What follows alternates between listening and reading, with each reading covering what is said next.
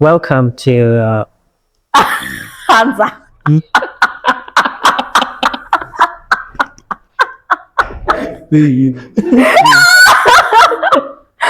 Okay.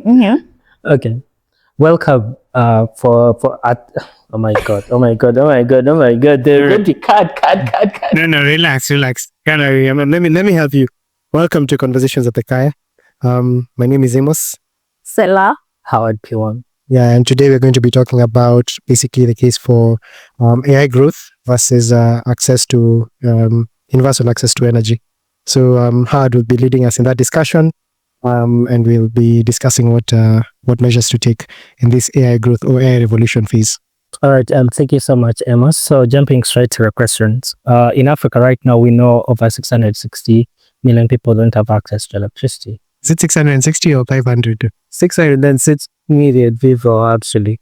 Yeah. But let's see how the progress really goes. So 660 million people don't have access to electricity.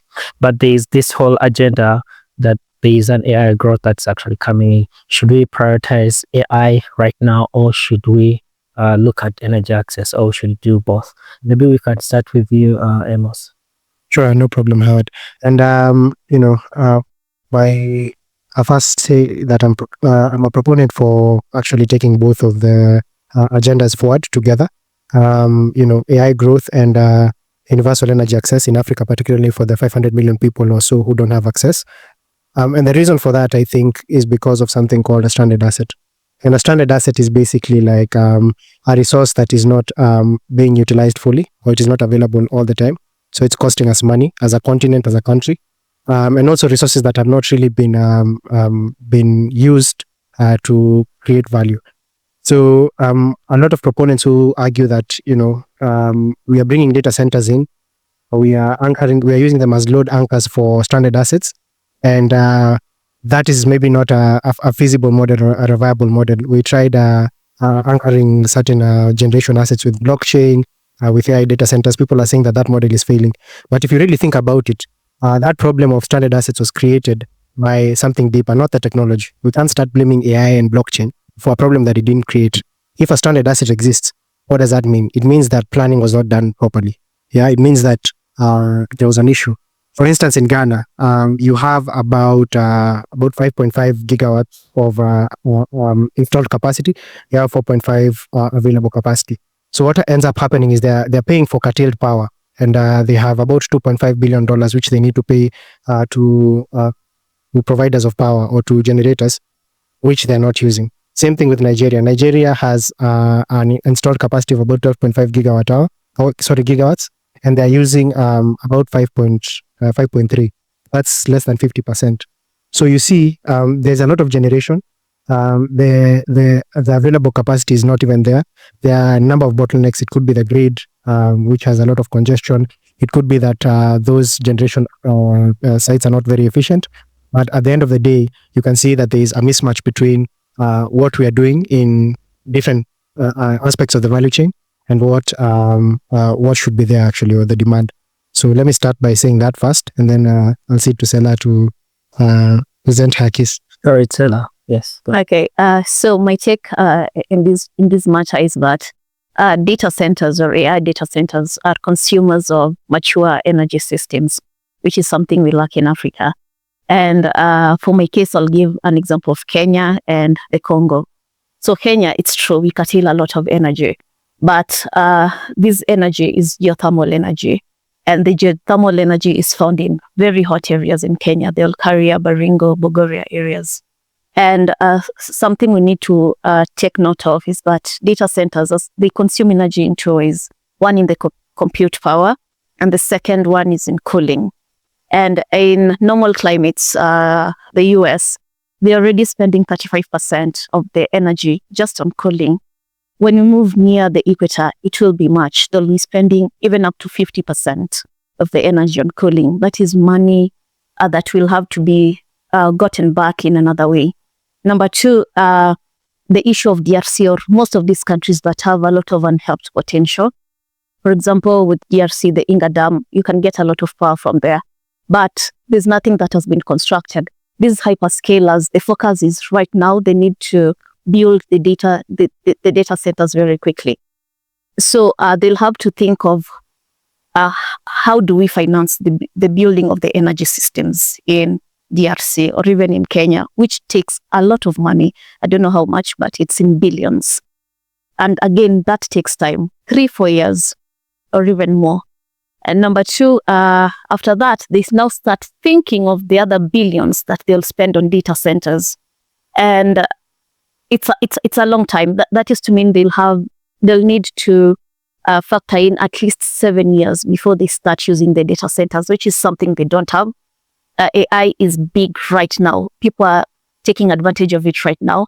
I'm not basically anti-AI. I'm just saying it's not economically feasible for them to do it right now. Because right now what they're doing, they're prioritizing existing hydro powers. That's why they're moving even to the Nordic countries. They already have the mature hydropower centers. Plus they have cooler climates. Number two, if they don't find existing hydro structures, they are moving to natural gas, which is another conversation of clean or dirty energies, but they are moving to natural gas as the second option. The third option is that they are reviving nuclear, the nuclear power plants. And if all fails, they are again reviving the coal centers. And maybe now option 5 is come maybe into Africa or countries with no energy systems and build them. So unless they exhaust all these 4 options, they are not getting into Africa to build them. Yeah, that is my argument on it. Yeah, thanks a lot, Sola. Howard, before we proceed or before I cede control to you, I just wanted to tie back my point on why I think we can move both the access conversation and AI growth forward. And as I mentioned, the problem is planning. We have a lot of problem with planning. Kenya, you look at the case where there was actually a moratorium on PPAs when generation went low because of hydrological risk back in Moi's era. And what happened is actually the government was quite desperate. It was in a bad situation, and they had to sign high-risk premium contracts with independent power producers in order to match the demand, because the hydropower plants were generating much lower. So what did that mean actually? They had to first of all expose themselves to foreign exchange risk, because of course they had to sign those PPAs in dollars. And of course another thing, they had to really bring in a lot of people into the PPA contract so that they could meet the demand. But that could have easily been seen if there was good planning, if data was there, if analytics was done properly. They could have been able to see the hydrological risk, because you just need weather data, geographical data, energy demand data, these kinds of data sets. You need to combine them, and you need to constantly keep analyzing and seeing what is likely going to occur, maybe based on these particular weather patterns or this weather forecast. So that kind of work, if we are able to couple AI and use that planning or analytics as a use case for AI, then we can be able to have some data centers constructed either in the country or in Africa. We can have central hubs. Maybe in East Africa we have Kenya, because also our resources are constrained. In Southern Africa we have South Africa. In West Africa we have Nigeria. We have some data centers to maintain sovereignty. Of course, some of these data, you don't want your address, your energy consumption, your phone number, all those things going to other countries, because that's a matter of national security. But we need to do this planning, we need to do this analytics, we need that data to do that. So we need to have these data centers help us do the planning, so that we can now stop wasting this money that we are wasting in the value chain, generation, distribution, and transmission. Thanks. All right, thank you both. Okay, maybe from what you guys have said, what I'm also very much aware of from what Sela actually really said is something called the productive use effectiveness. So for the current data centers is about 1.56. So this entails that one kilowatt is used in the IT infrastructures, then the 0.5 is mostly used in water cooling. So one of the studies highlighted that during summer it actually shoots between 20 to 35%. So now here down in Africa, because according to McKinsey studies, they say that right now the data center infrastructure demand is about 400, and it's actually going to shoot up by 2030 to about 2.2 gigawatt. But from all these, of course, proponents say that the AI will actually bring in jobs, blah, blah, blah. But now, how do we ensure that these benefits do not come at the expense of households and also small businesses waiting for first-hand access to electricity? Is that okay? I'll start. Yeah. I'll start. Okay. So my take on that is that okay, the focus should be on the people, on the 600 billion people in the sub-Saharan Africa. And the issue is that electricity is the foundation of everything. We cannot manufacture without it. We cannot, even agriculture, health, education, all of them depend on electricity. And the focus should be on which side impacts the most number of people. So I'm for extensity rather than intensity. So if we have a situation where this power that is maybe constructed here can serve, let's say in DFC, 100 million people at the expense of maybe one data center, for empower these 100 million people. In maybe 10 years, you'll reap the benefits. But if we take all the power and put it on AI data centers that are not even serving, most of these AI data centers that are being constructed at the scale that they are being constructed are serving the external interest. They are not being constructed like for DRC or for Kenya or the African continent. So it goes back to the economics of extraction. They are here to take advantage, to take our untapped potential, but to serve the economic interests and not the interests of the people, which again reflects what has been happening in the critical mining sector. So in 20 years, people will ask, you guys, you had the opportunity to power all these people, but you created a data center that serves external interests, because as Africa right now, we don't have the massive digital data that what necessitates the building of a data center that serves us. And it's because, number one, we are, I don't want to say digitally illiterate, but our digitalization rates are not up there. It's because people don't have money, people don't have energy. A good number of people don't have smartphones. Yeah. So my idea is let governments focus on pro-sequencing, build the electricity for the people, let them use that to get into innovations, empower the education sector, maybe from that to build on manufacturing, then industrialization, then digitization, and then AI data centers. Yeah. And on the issue you had talked about earlier, of course, we need data centers, but they should not be at the scale at which the hyperscalers are doing it. We need small edge case data centers that serve the critical infrastructure of the country. So those ones, they're already there. I'm sure all countries have data centers. I'm sure Africa, I think Kenya has 18 of them. South Africa, maybe 49. Countries have those small data centers that serve their critical infrastructures. You had mentioned energy, military, government information. But there's no need right now to build for the hyperscalers. It does not serve us. And again, this is case-by-case scenario. If your country has maybe 80-90% electricity access, it's okay. Now you can maybe start serving the external interests. But if your country is below 70, the focus should be on empowering the normal citizens. Maybe, Amos, before you come in, so for example, Kenya, the modern energy minimum is way below 200. And we look at why that is below 200 compared to the global scale of 1,000 kilowatt hours per year per capita. The biggest challenge is they say that the energy is actually towards lighting and simple appliances in the household. Don't you think data centers are like these big channels of consumption? If we leverage data centers as channels of consumption, so that's the revenues of the utilities will improve. So long term, we would co-finance digitalization of the infrastructure. What do you think about that? But also not just on the utility scale. How about leveraging data centers as anchor loads for the mini grids? So I like you counter what she's saying. Yeah, thanks, Howard. I think you've echoed my sentiments. But one thing I would like us to keep in our minds as we have this AI conversation is this whole model of AI growth doesn't make sense if there is no use case. And that's why I think Stela's argument is really strong. If it's having extrinsic interests, then it doesn't make sense to construct an AI data center. If the digital literacy levels are low, in some cases it may, in some cases it may not. But what I want to highlight here, the takeaway I want is that we've been struggling with planning, with determining where resources should go in order for us to scale our development as an African continent.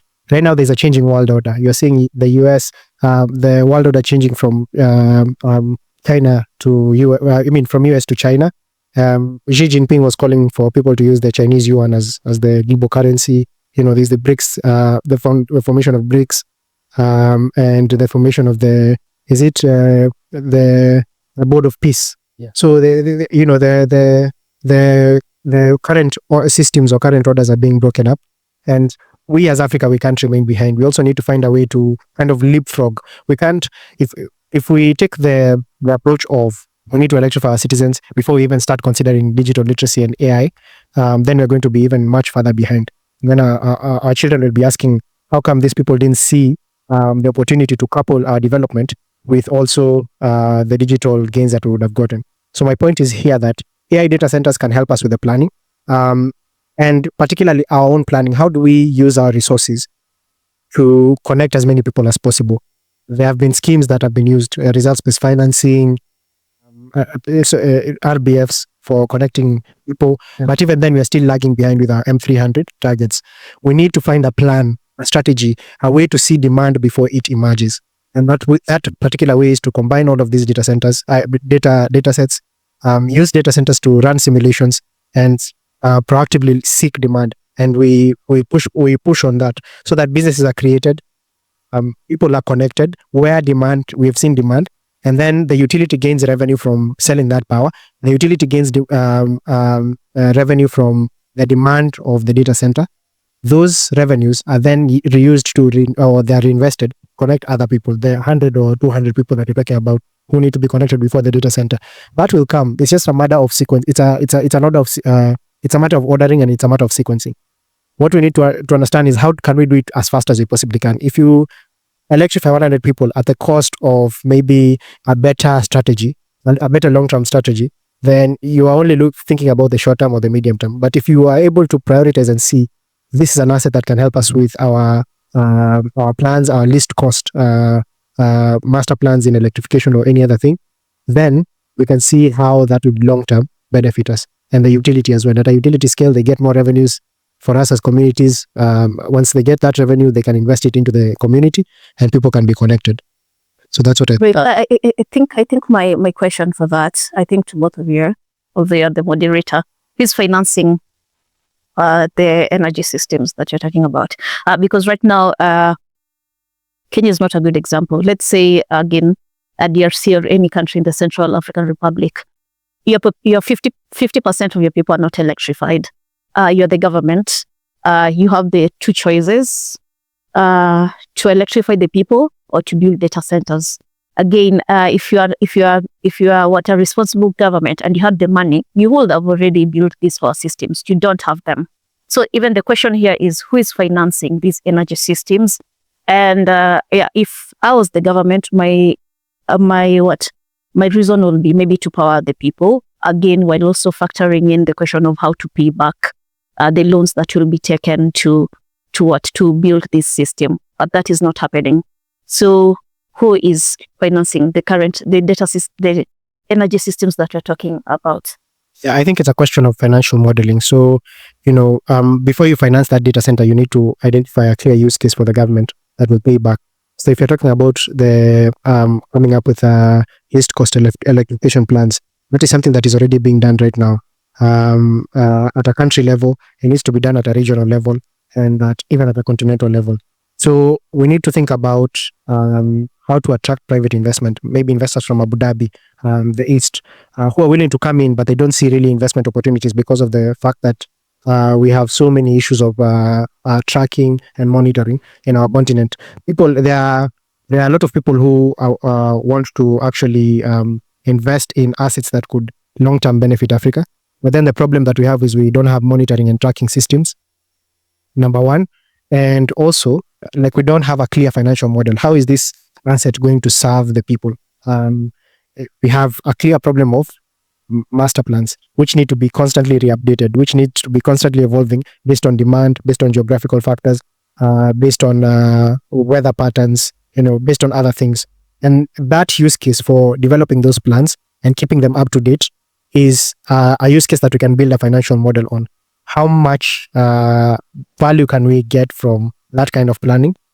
How much value can we get from that kind of, quantifying that this generation built here, or this other, for instance, in Congo, this hydropower plant that would be built here would create this amount of jobs, and this is how we are going to track it, this is how we are going to monitor it, this is the data, this is how we are going to communicate it back to the private investors or the people who are funding these particular projects, whether it's the data center or, because remember, a data center and a mini grid are two separate assets. So each asset needs to have a financial model on its own. And for a financial model to work, that asset has to have utility.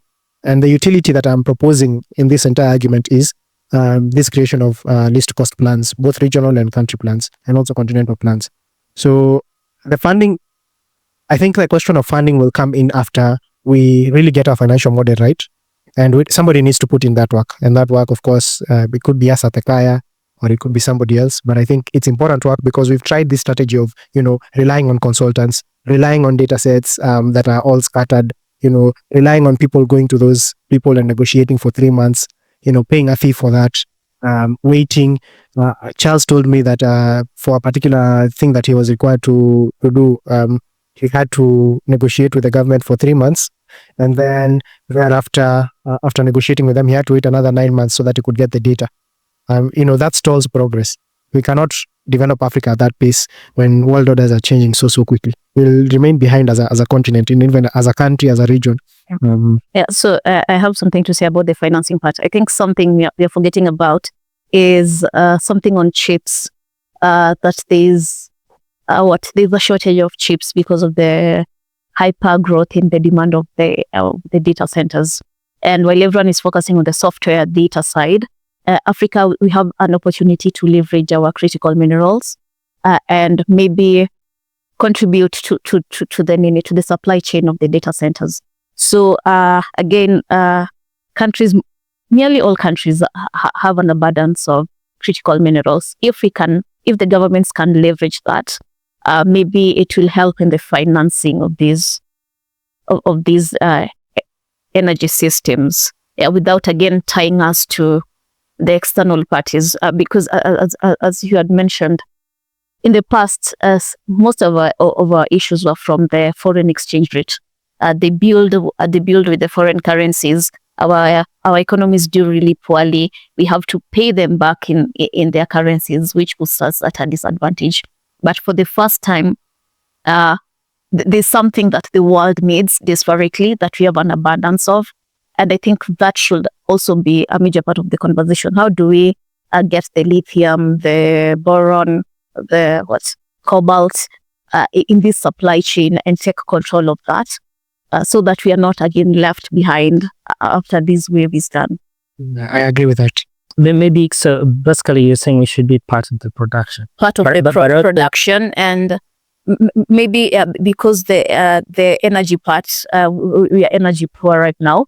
But whatever we have right now, we have the minerals right now. So instead of waiting for someone to build the hydro, whatever, or the geothermal or the solar, that will take a lot of time. We can leverage on the minerals right now, as in the short term, as we plan for the long term. But also we know the mining industry requires electricity. It can't. So there's always going to be demand. So the whole purpose of what Amos was saying, data centers will fill up this demand gap that could the utility could leverage in getting finances to connect more people.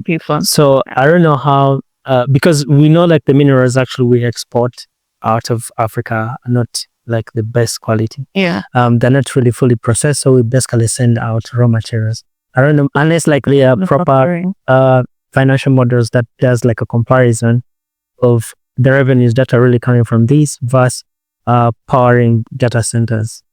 And then the revenues that you're going to be generating from data centers, from minerals, because also minerals need connections. Most of the mineral... Can I ask you something? Yeah. Assuming you are Meta or Amazon, You come to this country, guys, you don't have any energy system. I'll build the hydro plant for you.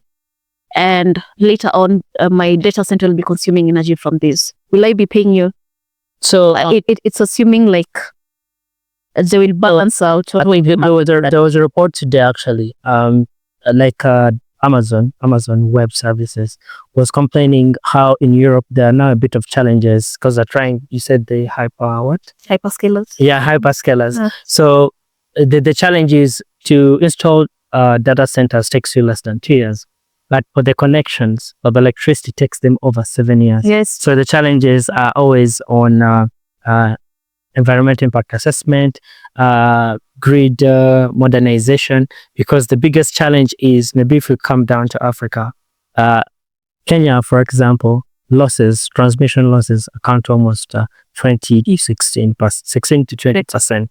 So maybe Amos, you were saying like we are ready, but now how do you really mitigate that? And then maybe, mostly that. Actually, I think to add on that, what is the return on investment on people who are investing in these things?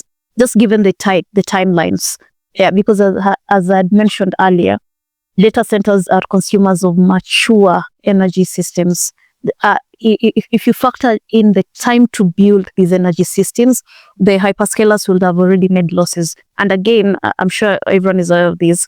These data AI companies are making losses. They have not yet started making profits. Are they willing to put billions in an African country in hopes of getting back their money 7 years from now? Or rather just go to the Nordic countries that they already have the systems. They shut down others because of the clean energy thing, but they can't revive them if there's need to. And I was reading that reviving, let's say, a nuclear power center is 6 months to revive it. Reviving coal mines, less than a year. Which one do you think they will do? Okay, yeah, that's a fair point. Let me answer first of all. I think Sharon, I had you go down a very interesting train of thought, which was, if I remember correctly, that Meta can come to Kenya and maybe invest in a data center ecosystem where they even build a generation asset like the hydropower plant or whatever. And then the question is, they're putting all of that money. How will that work? Like, what is the benefit to us? Like, let's say if they were to build a generation asset, and also to build the AI data center and the transmission, all of that. There are models which work like you do a public-private partnership where the asset is constructed by actually a private entity, and provided that they can recoup their money after a certain point in time, after running the assets for a number of years, then that asset can be surrendered back to the public or to the government. So it's a bit early for me to say that model would work in this case, because of course, obviously, there's a lot of what we call depreciation and amortization for AI commodities. So right now we are early days, but I think a model like that can work, provided we have a good use case tied to the data center itself. That's the first thing. And then Howard, I think what was your it was more of like the losses, because we're already struggling. There are a lot of losses, transmission losses, and the time it takes to build the transmission line is up to 7 years. As in Europe, for example, how about what will happen in Africa? Yeah. So for taking the case of Kenya, I mean, in Olkaria we have geothermal wells there that are usually operating at at varying capacities. So we know that our geothermal wells are usually curtailed because of when maybe there is no demand and when you need to stabilize the grid, there's a lot of curtailment of that geothermal resource. So I think the first thing that we need to do, even as we think about data centers, is we need to think about where is the generation there, and as long as we put that data center where the generation is closest, so that we lower the cost of the assets that you require to connect that data center with, then you are doing a cost saving there. But also over and above that, I usually make clear that inferencing is actually a dynamic load. It's not a static load like training.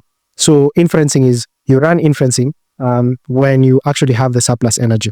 And we don't need to run least cost plans or analytics or simulations or these kinds of forecasting every time. We don't have to run it 24/7. because at the end of the day, remember, maybe you'll be running it once every 2 or 3 days, depending on how the parameters are changing for whatever you're modeling for. Maybe it's demand, maybe it's you're trying to determine whether the bottleneck in your country is transmission. In South Africa, there's a huge transmission bottleneck because the lines are congested. Generation is there. There's even people who are doing windmills in Cape Town, and I think solar also in those southeastern provinces.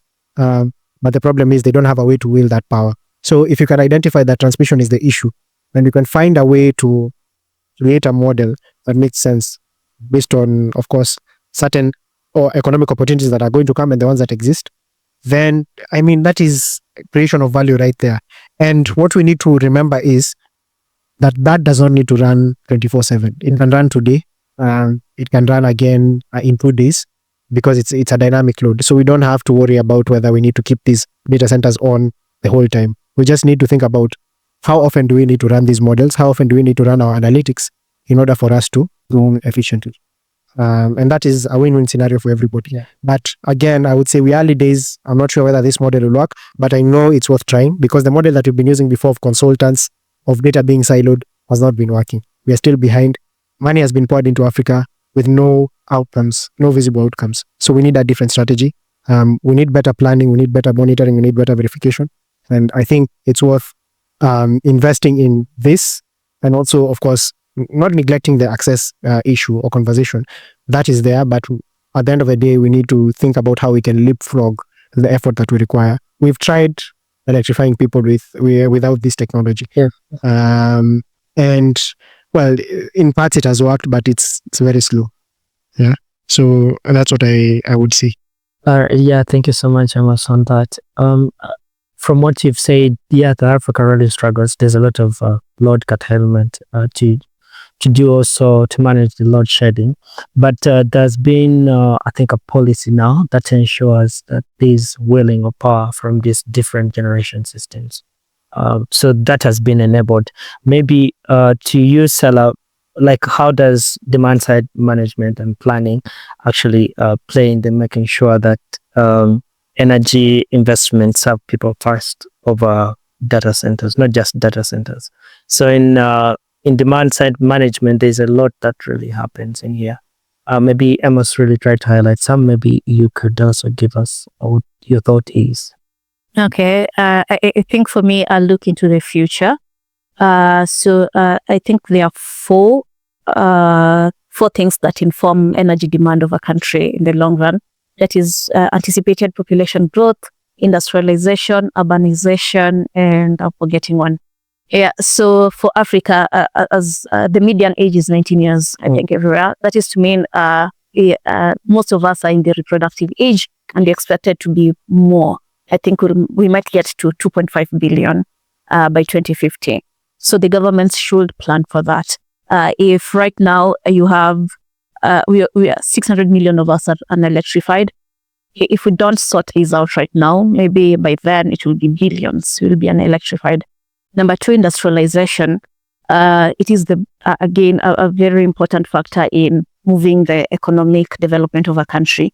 And all countries, I'm sure, Kenya, Uganda, Tanzania, South Africa, are trying to push industrialization further.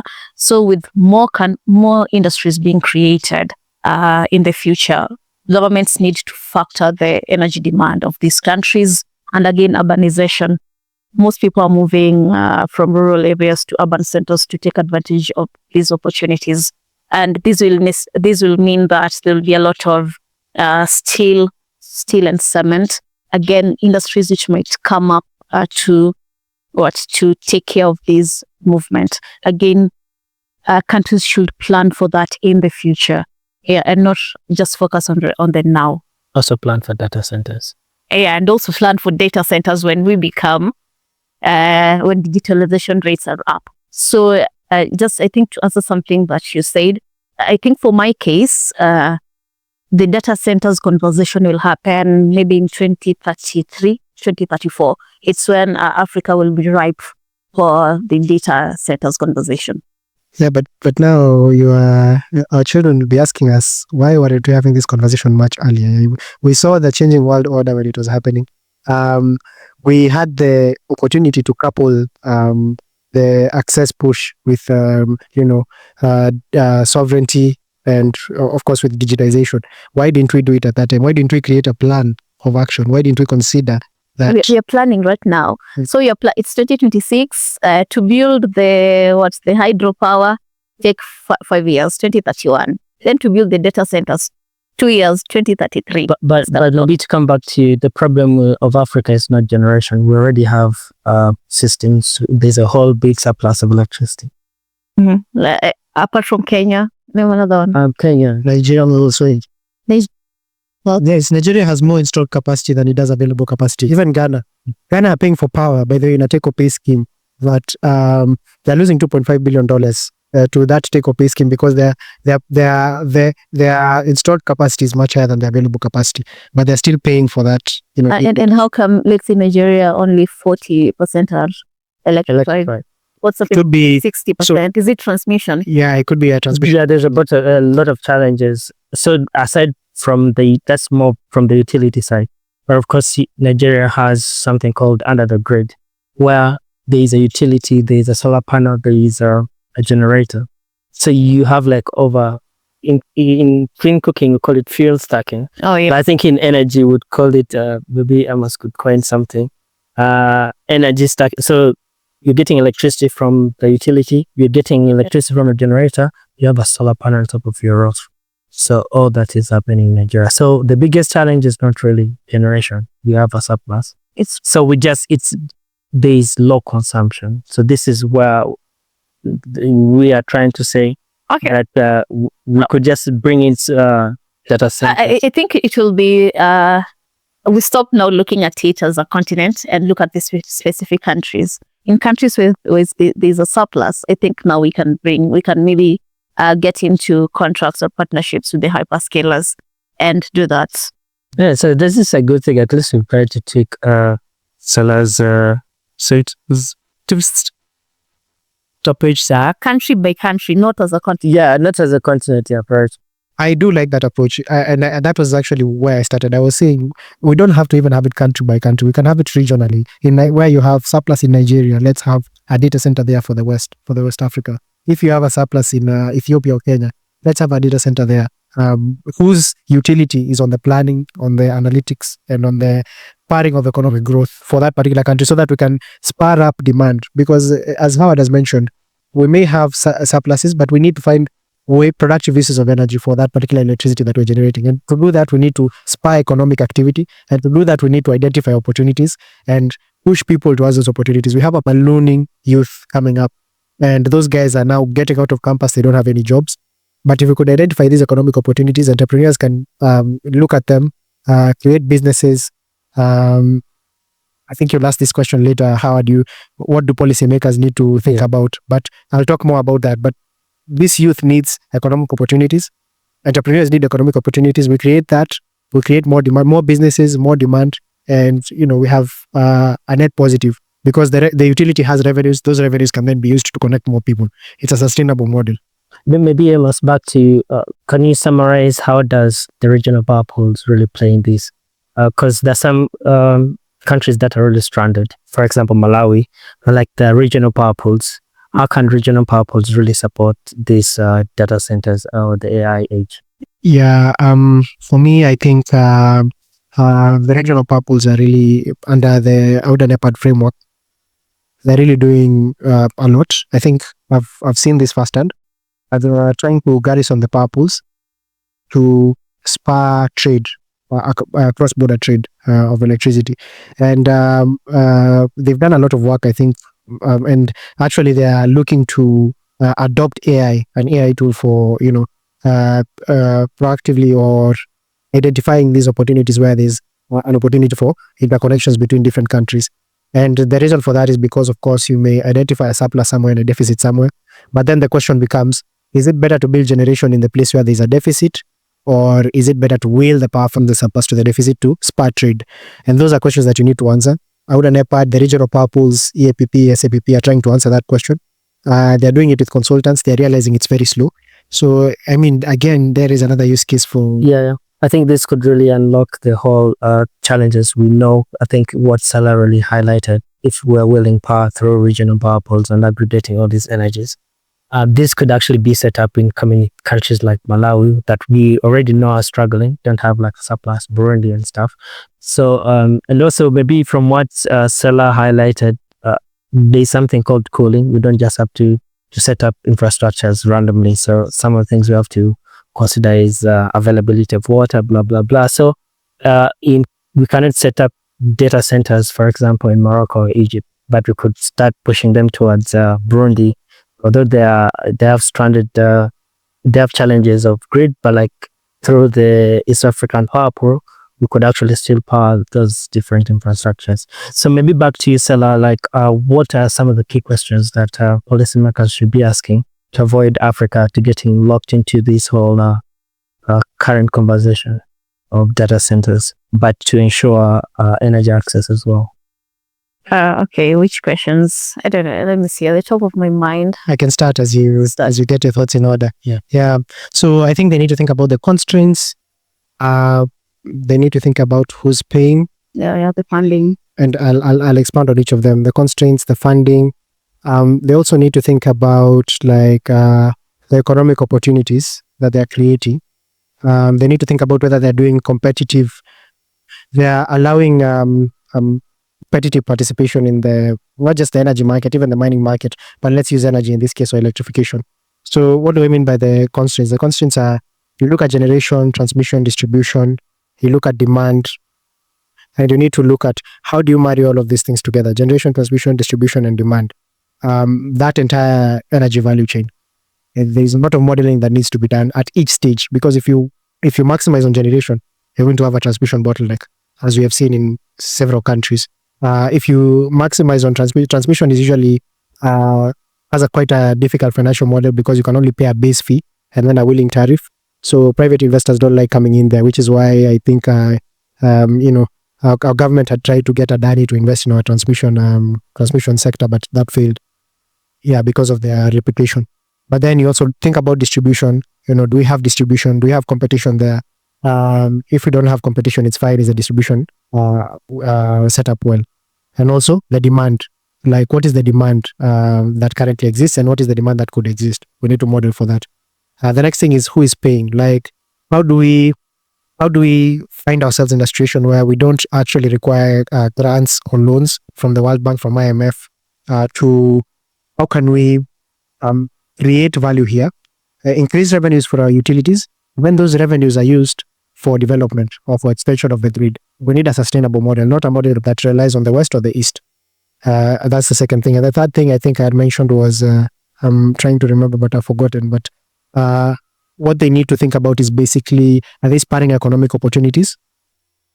And it's well and good to connect people, but you also need to think about those people that you're connecting. Are they going to use that power to earn their livelihoods? A good example is Boda Boda.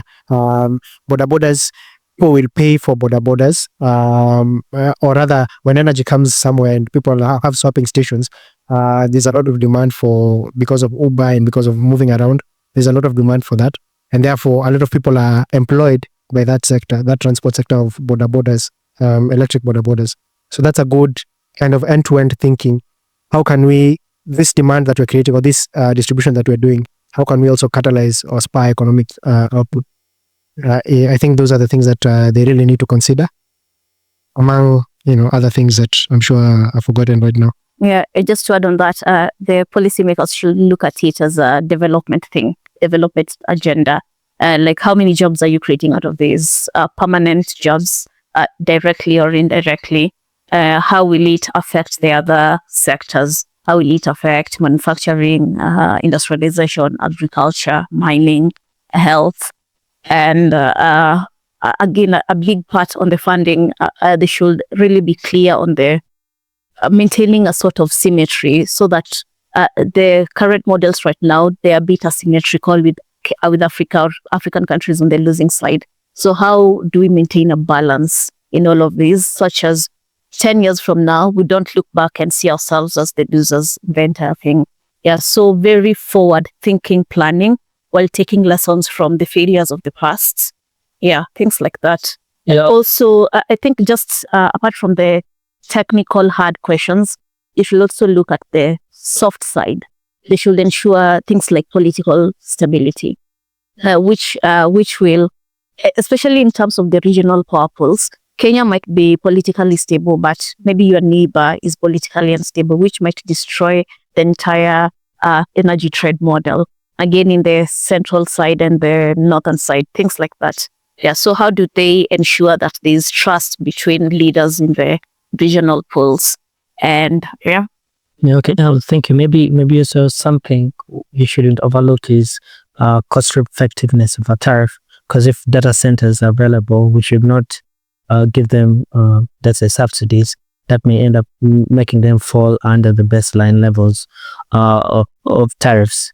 For example, I think that would be very important. The utilities would really leverage on. Will basically empower utilities to have revenues that will extend the grid, modernize the grid as well, and so on.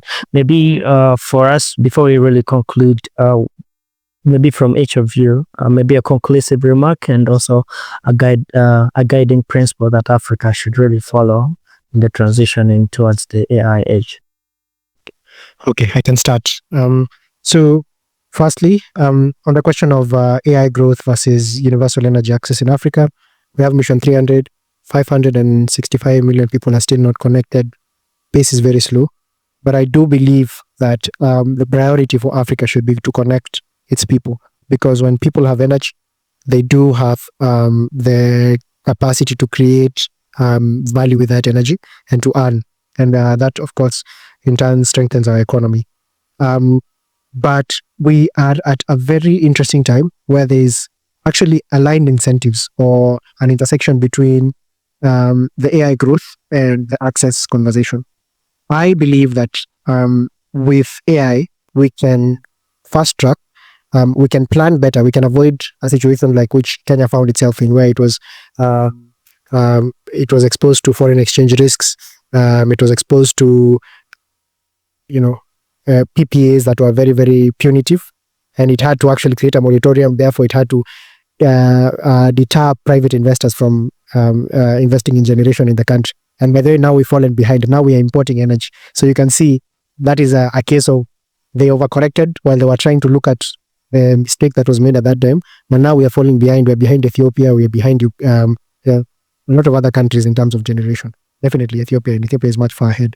So the thing here is there is an intersection where we can use this AI. A lot of the data sets that we have will be able to plan accordingly. And we can set a resolution once every 3 days or so, create these plans, update these plans, make sure that they are the least cost paths to development, use those revenues that we get from this kind of utilization, from those opportunities that we create with the AI, to then invest in our own country and reduce the dependency that we have on the IMF, the World Bank, and China. So I think there's an intersection here. That's why I'm a big proponent of. I think we can do AI growth together with access, as long as we think about the end case. And the end goal is least cost economic planning and development planning. So that is, I think, what I would like to close out with. Yeah. Thank you very much, Sela. Okay, my parting shot is that we stop looking at the continent as a whole, look at them country by country or regional by regional, and we start by, of course, the energy trades, because each country is blessed differently. As we had mentioned, maybe this country A has a surplus of energy, but it's super hot. Country B has nothing, has no energy, but has maybe water sources. So how do we leverage these one big advantage with the other country's big advantage? Yeah, and also we look at it as a development plan that will be phased, and it will take a lot of years to achieve it, so that we don't rush into it and only look at the short-term gains instead of how this will affect us 25 years from now. And also, this will not happen without the government trying to find ways of increasing the energy consumption from 100, which is from 200, which is the average of what Africans are using, to the baselines of 1,000 kilowatts that are expected. So again, look at how to spur maybe industrialization in the country, get jobs, innovation, things like that. So it will be a lot of parallel efforts on different fronts. Thank you both. Emma, Did I mention one thing? Sorry, Selah's mentioned an interesting conversation. I think just a quick note on the low energy consumption per person, per capita. We talk about, is it 200 kilo? It's 200 and should be Yeah, so 200. That you can trace that directly to the income that people are making. So if people don't have enough disposable income, or they are doing maybe jobs that are maybe not giving them enough income for them to be able to invest in the devices in their house or other kind of activities, then that number is going to stay low. So what we need to do is we need to think about how can we spur our economy so that we can have a bigger and a better economy where people have more disposable income. So that disposable income then translates to a bigger energy use per capita for people. Yeah, indeed. Maybe also before we conclude, from what Emma's really highlighted, maybe some people actually say that it could be because we are giving a lot of subsidies. Maybe the tariffs are not really cost reflective. That's why we're really falling way below. But also, of course, income levels is a very big player to that. Maybe, is there any other parting shots before I really conclude the podcast? It's been fun. It's been fun.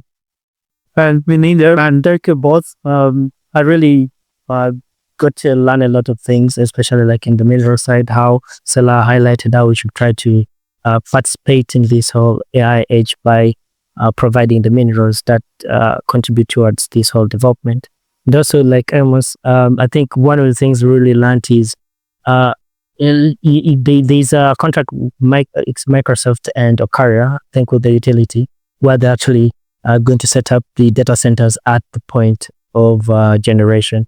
So that's really very good. But this whole discussion is just an eye-opener to either the investors, the policymakers, and also other players like us who are really trying to see how we can actually accelerate either AI growth or either energy access. But anyways, thank you, Amos. Thank you, Selah. It has been really fun. Thank you. Amazing. I wanted that. Next time I'm having that. Sure, you can have So it. cool. Have the conversations with the cat. Join us next time. How long was it? What?